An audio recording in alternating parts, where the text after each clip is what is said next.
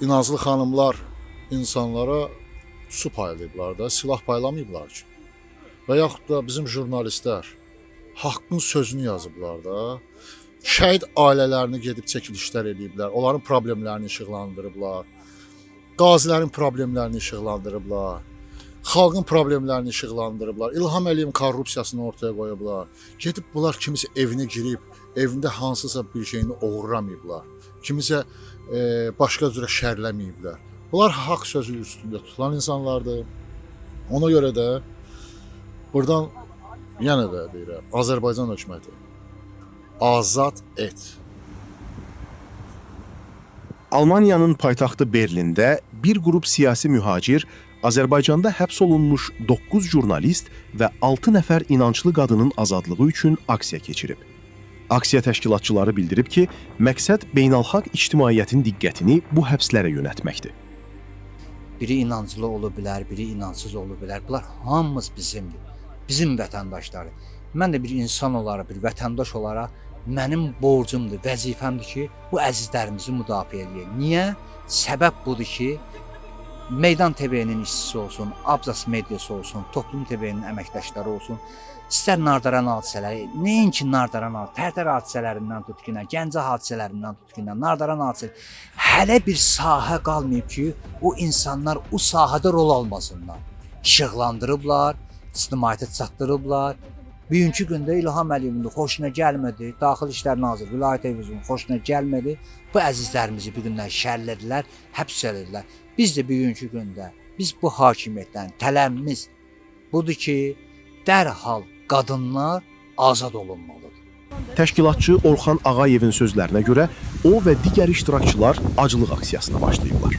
Düzdür, hər bir səyimizi ortaya qoymuşuq. Artıq mən dünəndən aclığa başlamışam. Hacı Ələmdar da, Elvin Şəxəliyev də aclıqdayıq hal-hazırda. 25-ində Allah bizə güc versin. İnşallah ki, nəticəyə baxacağıq. Əgər nəticə biz istədiyimiz kimi olmasa, ola bilər yenə də aclıq olsun, sonra quraclığa keçək, yoxsa elə bir dəfəlik quraclığa keçək. Etiraz aksiyasına Müsəlman Birliyi Hərəkatının Avropa nümayəndəliyinin üzvləri və bir neçə başqa siyasi fəal da qoşulub. Bu aksiya inşallah aclıq aksiyası 10 gün davam eləyəcək.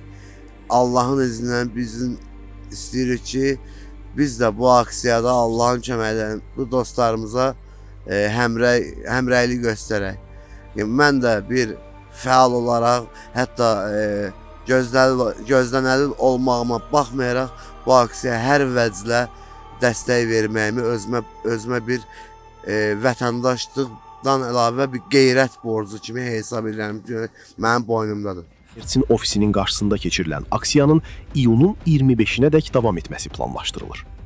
Deməli, Peyğəmbər sallavatullahdan belə bir hədis var. Onu deyim, bəlkə dindarlar bir parça hərəkətə gəldilər. Peyğəmbər sallavatullahdan hədis var ki, əgər bir müsəlmana zülm olunursa, o zülmə səssiz qalırlarsa, o zülmdən şərikdirlər. Bu danılmazdır. İmam Əli əleyhissalam şəhadətə çatanda İmam Həsənlə İmam Hüseynə ilk vəsiyyəti bu oldu. Dedi, nə badə mən öldükdən sonra zülmə boyun əyirsən. Bəli, bugünkü gündə həmən duruş, həmən zülm ki, bu günləri biz Əhl-i Beytdən, Peyğəmbərdən, yəni o sözü alıb əğzıbı danışırsansa, ya gərək xanım Zeynəb kimi olasan, şücaətli, mərd, balağı qurban verəsən bu yolda, ya o sözü demə. Bir dənə Dubunkə gələn kimi, bir dənə məndən hansısa polis bölməsindən bir rəis gələn kimi, Çaskov gələn kimi qaçıb dərmədəşi yaxdarı girməyə. Ya o kişilərin adını çəkiriksə, onlar kimi olmalı, onlar kimi zalimə qarşı mübarizə göstərməli, ya da ki, heç din adından danışmamalı.